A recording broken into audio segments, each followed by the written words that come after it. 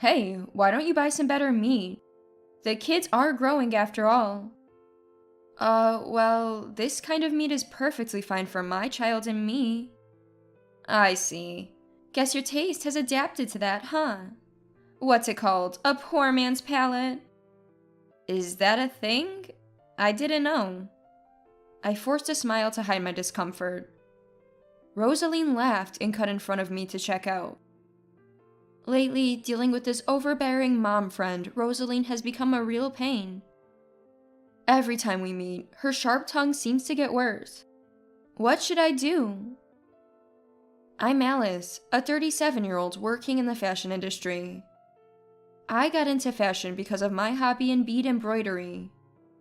This job can be done anywhere if you feel like it. Even if you leave the city and move to a rural area, as long as you have the internet, there will be no problems. I moved to the countryside with my daughter Nicola about half a year ago. Following a recommendation from a senior executive at a clothing manufacturer I had worked with. They suggested moving here for health reasons, as the water and food are great.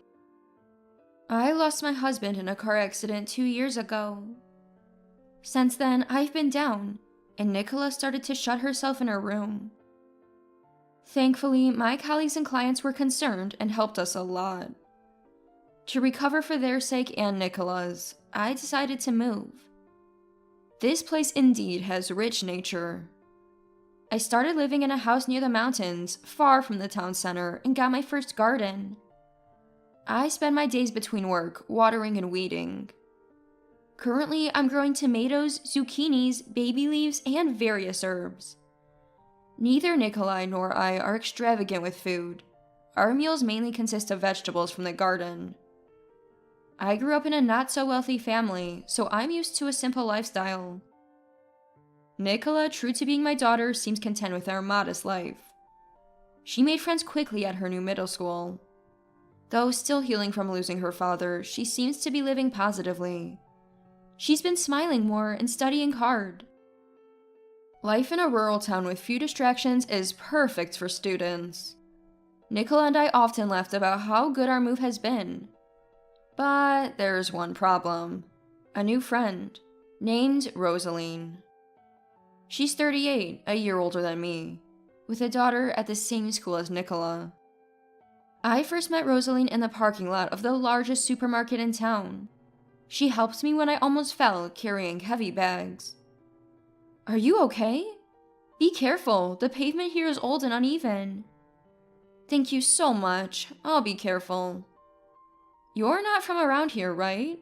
Your intonation is different. Yes, I've just moved here. After a brief introduction, I ended up exchanging contact details. Reliable, maybe? Rosaline is proactive and helpful. As I was still new to town, she showed me around. Must be hard without knowing the area, especially for shopping. Yeah, I tend to stick to the same stores. We're only a year apart, so feel free to chat. Call me Rosaline. I'll call you Alice. Rosaline always wore at least one branded item. Rosaline was an active person, always driving her minivan everywhere. Since our daughters attended the same middle school, she became my first mom friend in this new place. Later, I was introduced to her other mom friends. Her husband worked at the largest apparel manufacturer in the region. Apparently, he was a rising star, expected to become a department head someday, a fact Rosaline proudly boasted about. That's where her condescending attitude began, rooted in her husband's success. Her friendly and reliable facade hid a woman who constantly looked down on others. Rosaline's husband was famous among their circle for his good looks, often compared to some actor. Of course, Rosaline was proud of this, although she pretended it was a source of worry. When my husband goes on business trips, I worry if he's cheating. It's so distressing. Many avoided talking about their partners around Rosaline, fearing comparisons about looks, height, income, and job titles, and being ridiculed. As a widow, I thought I was safe from her judgment, but I was wrong. Single mother, huh? Poor Nicola. They say kids from such homes don't dream of marriage, right? Really? Is that so? Yeah, single parenting is risky. It can mess up a child's personality. Why not remarry quickly? I didn't choose to be a single mother, and I still love my late husband. Rosaline was troubling, unashamedly hurting others with her words. She was my nemesis, overwhelming for someone like me who struggles with assertive people. One afternoon, she showed up at my house unexpectedly. I had to stop my work to entertain her, unprepared with snacks. I bet if I don't serve anything, she'll gossip about it to our mom friends. I felt so gloomy. That day, I served our finest tea. Rosaline looked around my living room and commented, "Small, but nice. Being alone forever must be lonely, right? Should I introduce you to a man?" She went on about how single parents negatively affect children and how unhappy single parents' home are, citing sad societal examples. Both parents are always better. Do you get what I'm saying? I understand, but there are many single-parent families doing their best. In your case, Alice, you could remarry if you relied on me. Isn't not trying just lazy? I don't think it's laziness. With your lifestyle, your income must be limited, right? Aren't you worried about the future? I have thought about the future and have made preparations. The conversation then shifted to my work. When she learned I was in fashion, similar to her husband, she was delighted. "If you ever need help, talk to my husband. He has influence." "Thank you, that's very kind." "What exactly do you do? If you have a workshop, show me." "It's a bit messy right now. I create clothes according to client specifications." "Sewing, huh? Sounds mundane, just like you, Alice." Rosaline continued to look down on my single-parent household. When she finally left after saying she had to prepare dinner, 4 hours had passed.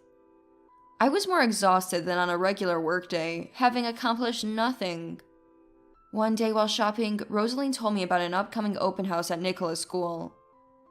Being well-connected, she always had the latest information. School open houses are important. It's also about how other kids see their mom, right? Yes, I suppose that's true, I agreed with her, which only added to my feeling of unease. The fact that I'm a single mother has spread among the mom friends through Rosaline. She surely isn't speaking positively about me, probably saying things like I'm a naive dreamer for refusing mere marriage proposals. The thought of being judged coldly by the other mom friends made me dread attending the school open house, but I couldn't skip it, thinking it might upset Nicola. Plus, I wanted to see her in class and report back to my late husband in heaven. While I was pondering this, Rosaline started talking about what to wear on the day. Our middle school's open house is quite casual, so you can dress comfortably. So casual clothes are okay? Aim for something between casual and chic. Just try not to get laughed at. Leaving me with that unsettling remark, Rosaline headed to the checkout. I never imagined such a fuss about my attire on the day of the open house. I wore gray wide-leg pants, a blue shirt, and a green cardigan, with black shoes and a gray bag. Nicola gave me a decent rating when I showed her my outfit in the morning.